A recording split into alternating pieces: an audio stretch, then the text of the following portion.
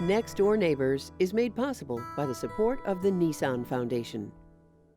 2020 was a year of tumultuous change, forcing Nashville to reckon with health disparities exposed by the COVID-19 pandemic, the realities of systemic racism, and ongoing questions of what it means to participate in American democracy.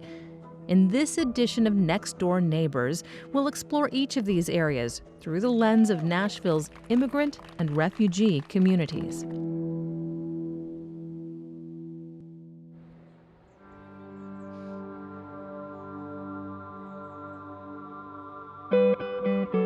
I mean, just being on campus right now, and I haven't been here since March, so that's almost 2 months now. It just hit me that I've been isolated in my home this whole time, and I've missed campus, and it feels lonely. Back in the spring of 2020, Nashville's Lipscomb University sent students home to finish their semester remotely. COVID-19 had become a global pandemic, shuttering both schools and some businesses indefinitely. At the time, Ruby Aguilar, a college senior studying English education, had just begun student teaching. So when the COVID-19 pandemic began in March here in Nashville, I was in a placement and I didn't get to finish my placement. We just never went back. And as far as my professional goals, this whole situation has allowed me to reflect on what students are living through and just hearing different ways that students are struggling with online learning and then relating it to how I'm struggling as a student as well. So when I think about the challenges facing immigrant students in this time, we know, of course, that immigrant families have been hard hit by the pandemic, that there's a greater likelihood of them getting sick, perhaps being hospitalized or dying, partially because they are unable to work from home often, and they often lack regular health care. What we know is that affects the frame of mind for students. It affects the ability of families to focus on day-to-day things like virtual learning, staying engaged, communicating with teachers.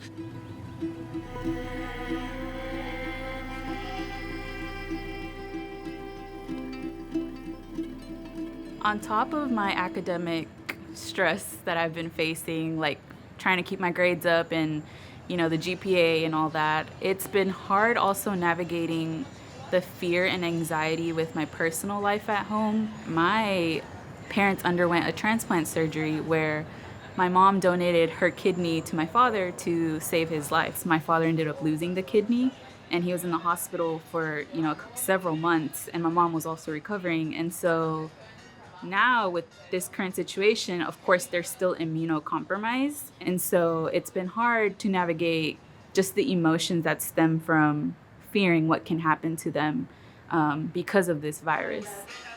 Aguilar's fear was rooted in circumstances far outside her control, like the level of exposure her mom dealt with every day as a hotel housekeeper. Well, initially, my mom got the word at her job that a coworker was tested positive for COVID. Not even an hour later, she comes home and then she's like, "Y'all, I tested positive." And so when I came out positive, I was like, I've been around my dad. I've been taking care of my dad. My God, I felt so vulnerable and just angry that, like, why me? Why did I have to test positive? Why was my mom exposed? And I just had so many questions and I couldn't do anything about it. Fortunately, her family survived the infection, but there continued to be consequences. Forced to quarantine, Aguilar's mom was eventually laid off, leaving them to wonder where the next paycheck would come from. As a housekeeper, she's with other women who, like herself, either are Latina or in some way have the same backstory of migrating to this country. And then it's like they can't stop working because they might be the only source of income for their families. And so they just kind of have to accept to be in that environment and take that risk every day.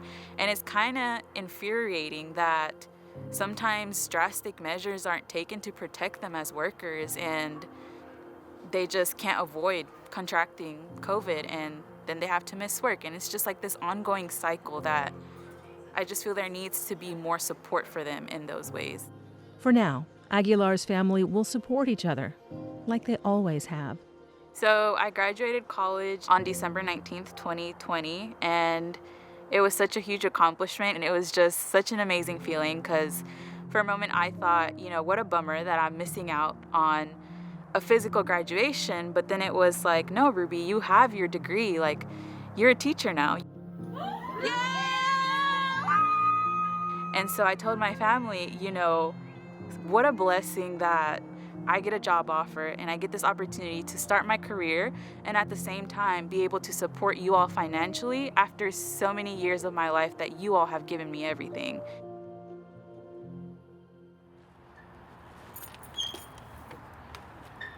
Like Aguilar, Muna Mude knows what it means to overcome hardship. Mude first arrived in the U.S. as a Somali refugee back in 2004. Today, she works in public health and knows firsthand why the pandemic may have a disproportionate effect on some immigrant and refugee communities. First of all, they're essential workers. They work in construction, food plants, or warehouses where they cannot work remotely. They have to report to work. And secondly, they live in a crowded apartments or intergenerational household, which makes it very difficult for isolation and quarantine. There's issue of language barriers. There's issue of access to health care. So all of these things has been a predominant factors in terms of why these populations are very vulnerable to this virus. Honestly, we are doing our best, but some things that I see it as an improvement in terms of our city is that building an integrated system like with the Metro Public Health Department now. When the pandemic started, they didn't know how to reach out to the specific population. They had to reach out to local NGOs. One of the NGOs, or non-governmental organizations, doing work on behalf of Nashville's Latino community is the Hispanic Family Foundation. As the COVID-19 vaccine opened up to adults of all ages in April 2021, they hosted a clinic at their location in Plaza Mariachi. The goal is to cut down on any barriers to access. So one of the barriers that we see here in the Latino community, first of all, is that they are afraid to go downtown. One of the first questions that we are seeing in the phone calls is ICE going to be there? So this makes us think that they are afraid to come out. The second one is that transportation, and they know we have the bus stop very close to here, so they know they can come. And the other one that it was very surprising for me was the time, because they were looking for times between 6 o'clock, 7, and 8 in order for them to come after work and have their vaccine. Once we learned about the vaccine, we wanted to get it because it was a way to help prevent the spread any longer, and also with everything that's going on, it's just a way that we can help protect our families and our friends. Even as a public health professional, we are still asking ourselves this question: what it's going to take for communities to heal? We're going to make sure these people have access to food or have access to vaccine. It's all about empowering these communities. A lot of the minority communities or racial ethnic communities are most of the times voiceless. And there are only a few number of people that are advocating or speaking up for these people. We just need to have an inclusive and equitable society where everybody have the right to flourish. And in order for us to move together as a society and develop and progress together, then we all have to be at the table.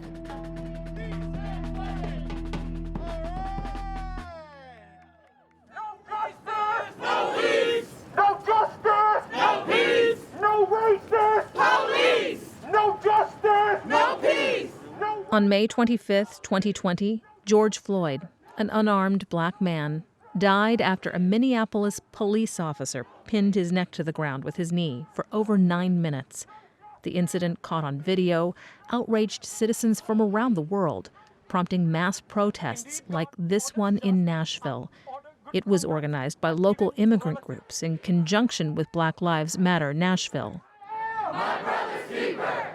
With that said, I want to take a moment to thank everybody who's here, showing up in solidarity. I want to thank our immigrant community. Yes. That's what makes Nashville so great. We have a very diverse community here. Many immigrants come to Nashville fleeing state-sponsored violence in their home countries. only to find that issues like police brutality exist here as well. Personally, I've had plenty of encounters with the police, many unpleasant ones. I can't even count how many times I've been pulled over, but I can tell you there were times when I got pulled over for not having my lights on, and the cops, multiple of them, show up at the car with their guns drawn at my head. You're lucky, you're very lucky to leave the scene and be alive.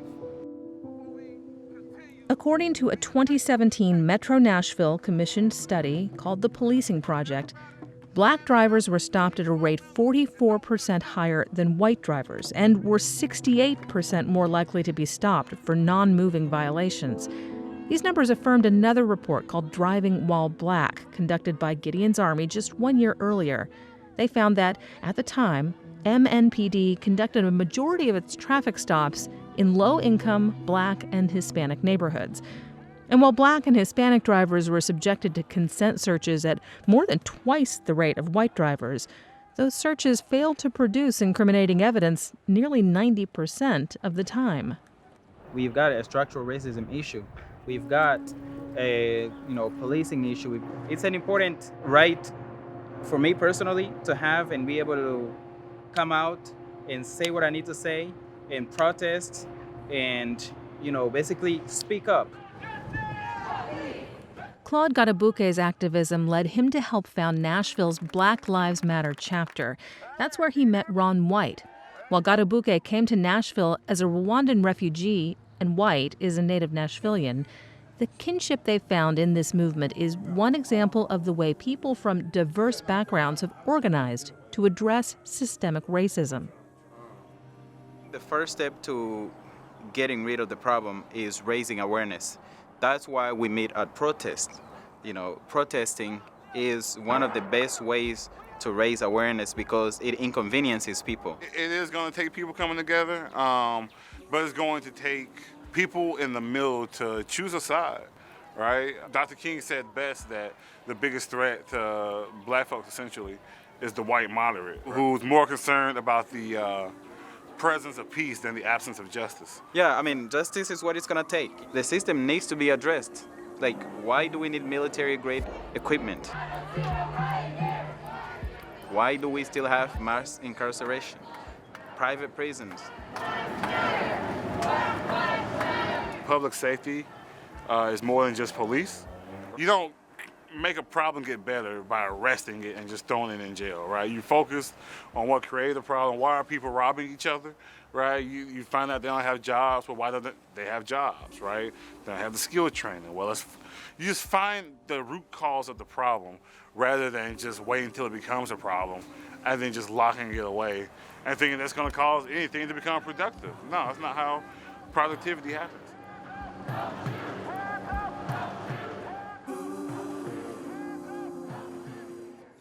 While activists like Gadabuke and White have focused their energies on grassroots organizing, other leaders from diverse backgrounds have begun stepping forward, claiming seats at all levels of government, some for the first time.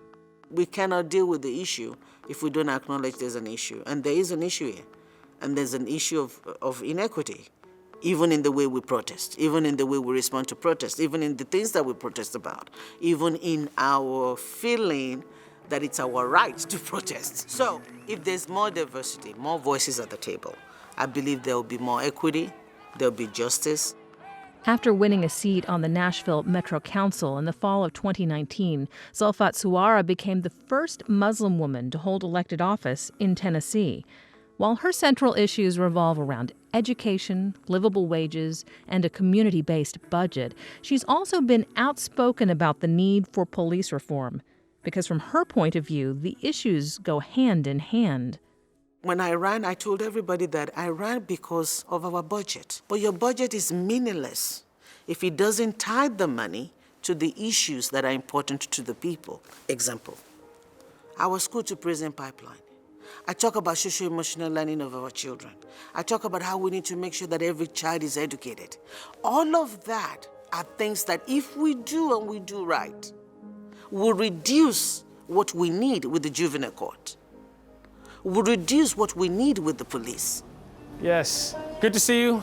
We need police to keep us safe. So when I see a police officer do something right, I want to commend them. I want to thank them for keeping us safe. You know, call me. That's my cell phone number. And the fact that one police officer does something good doesn't mean that there's no racism. Doesn't mean that black are not being killed at a higher rate. Doesn't mean we don't have bad policing. We do. We do. And I think as a society, we have to be able to acknowledge both in order to be able to move forward. Hey, how are you? Good. You doing all right? Good, yes, sir. Good. I'm giving one of these. Captain Carlos Lara oversees Metro Nashville Police Department's Office of Community Outreach and Partnership.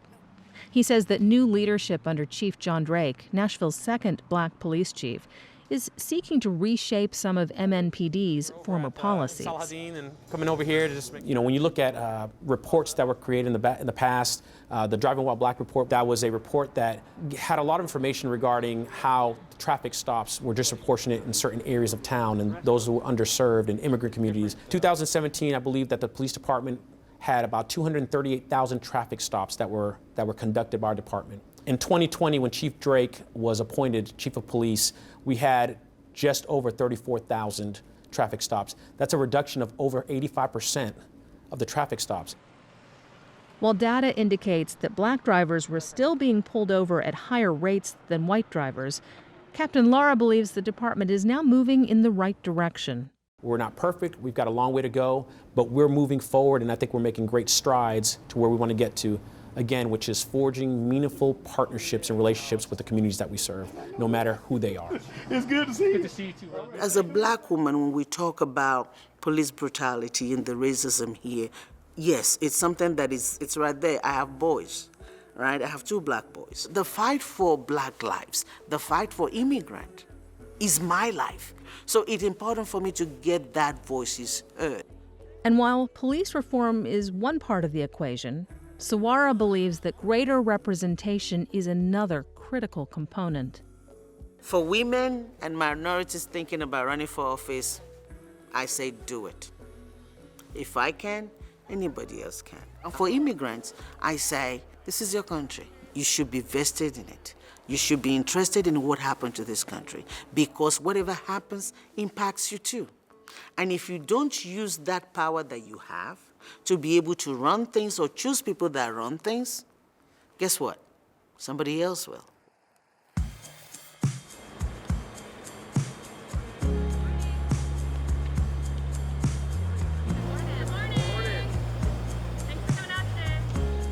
Why vote? Because it is the most powerful thing that we can do. No one can take that away from us, even in the midst of all of the suppression efforts that we're hearing about. It is the most powerful thing that we can do. This is my first time voting in a presidential election. That means a lot to me. Being from a family of immigrants and being able to go and represent my family that can't vote and people that I know and people that are like me that can't vote. Half of U.S. immigrants are eligible to vote, and their numbers have been growing. According to Pew Research Center, naturalized citizens make up 10% of the U.S. electorate.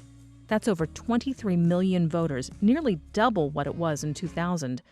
Those growing numbers make the immigrant vote a coveted prize for both parties. For example, Latinos make up the largest immigrant voting bloc and reflect a broad diversity of voting preferences. The Latino vote is definitely not a monolith. We come from all across the world. And so we have a lot of different point of views on different things. Raul Lopez is the founder of Latinos for Tennessee, a statewide conservative group. While his primary issues are faith, family, and the economy, he also believes in diplomacy. Our country right now is very split, and between conservatives and liberals. And I hope that the Latino community could be the example of ones that, though we might disagree, we could sit down civilly and discuss issues and concerns and work together and not put up a wall right away just because one is a conservative and one's a liberal. Here at Casa Azafran, a community center in South Nashville, early voters wait in line to cast their ballots in the 2020 presidential election. This popular polling site is also home to Conexión Americas, an organization serving the needs of Nashville's Latino community. I think voting is core to our mission, the right to vote, in the sense that it promotes a sense of belonging for someone. I think if you vote, if you have the power to vote, you have the power to change your community. You have so much power. You have the power to elect your representatives, the people who are making policies that directly affect your everyday life. So for the immigrant community, for the new American community, that's extremely important. In the weeks leading up to the 2020 presidential election, people of all backgrounds were voting in record numbers, eager to exercise their rights as citizens. For some, it was a referendum on immigration itself. I'm voting for the best outcome. As coming from an immigrant family, that to show that we come for a better life, not because we're rapists, criminals, drug dealers. We come for a better life for our family and for ourselves. 2020 is a very crucial election year, no doubt about it. The stakes are really high. And we want to continue to build our power, continue to build an immigrant voting bloc, a refugee voting bloc, and a person of color voting bloc that keeps coming out to the polls over and over and over again until our voices are heard by these elected officials. For Polly Nguyen, however, the enthusiasm was tempered by an accompanying sense of dread. And so right now, I'm feeling kind of scared. I'm not gonna lie about that. I am kind of scared because, people are getting ready for riots. People are getting ready for, civil unrest and all these other things. Despite anxieties about the potential for civil unrest, the November 3rd election was largely peaceful, and the Department of Homeland Security reported it to be the most secure election in U.S. history.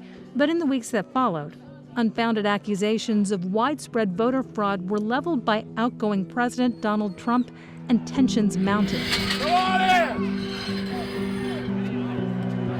Take it anymore! This is our country! On January 6, 2021, a violent mob stormed the Capitol, trying and failing to thwart Congress from certifying the 2020 presidential election. 5 people died, including law enforcement. Over 140 were injured. I think I want decency. I want to make sure that all the elected officials, need to step away from the division, the polarization that we have right now. We need someone to bring us together. I just want to see more people like me represented in Congress or even the presidential office in the future. I just want people to have me in mind, people like me, my communities. On January 20th, 2021, Joe Biden took office, and Kamala Harris became the first female vice president in U.S. history. The daughter of immigrants, she is also the first Black and Asian VP. Today, nearly a quarter of voting members of Congress are racial or ethnic minorities. That's up 97% since 2001. Forge or union with purpose to compose a country committed to all cultures, colors, characters, and conditions of man. Duretti Ahmed is a student at Vanderbilt University. As a second-generation Ethiopian American, seeing greater diversity in government represents welcome progress, but it's not enough on its own. I would say seeing women of color in positions of power, it's nice to see on, a surface level. It's very nice to see someone like me on TV. Growing up, I didn't really see much of that. But what I look for in a candidate, honestly, skin color, ethnic identity, racial identity, religion is not really the first thing that matters. It's really about your politics. It's about what you support. You can't really vote based on all these identities and not look at the politics, because that can be a dangerous thing. So I really just look for someone who, supports human rights. Balancing the responsibilities of elected office while working to improve life for those on the margins is a topic Fabian Bedne knows well. Today, he works for the mayor's office in planning and infrastructure. But prior to that, he was the first foreign-born person ever elected to Nashville Metro Council. Bedne describes his initial days in office as a balancing act. I took on some issues that were common to everybody. And I started working on this idea of who is everyone. I realized that people have different definitions of what everyone means. For me, everyone was everyone. White, blacks, Latinos, gays, people from all backgrounds, Muslims. I mean, you can't really just say that you're talking about everyone when you're starting to pick and choose who will fall into that definition. While Bedne no longer serves on the council, he did pave a way for others. We need to have more people that represents all the richness of the tapestry that makes Nashville. And Daniela is going to register to vote today. Sorry, I'm super excited. I wait for this day for a long time. It was a process. So I'm a new citizen. I'm a newcomer. I'm a immigrant woman. I'm I can't wait to vote. Daniela Peterson became a United States citizen just one day earlier. Today, she's joined with fellow volunteers in a Get Out the Vote event for Chattanooga's 2021 mayoral election. And she's hoping her enthusiasm will be contagious. Everyone is super excited to tell people to get out and vote. I want to be part of my community, and I want to be part of the change that we do, so that's what I'm here for. I want to see a city that can prosper for everyone, that everyone has a voice and is heard. So we have to make sure to have officials that are able and want to hear us. Lisa Sherman Nicholas is the executive director of the Tennessee Immigrant and Refugee Rights Coalition and its sister organization, Turk Votes. She and her colleagues partnered with local organizations to host the event. You know, we really believe that we're going to build power in Tennessee from the ground up. So it's incredibly important that our communities are coming out in every election. We know that voting is like a muscle, and so it's important to exercise that muscle to get that practice. But also, local elections really impact our daily lives, from sidewalks to schools to policing. Elections like a mayoral race and local elections are won by several hundred votes. And you know, immigrants and refugees, black and brown voters, they're going to make the difference in local elections. I believe that our community show up every day. We show up for our family, for work. This is like one more thing that we're asking to people to show up for, to think and be here for our community, so we can have elected officials that actually know that we are here, that we are not leaving.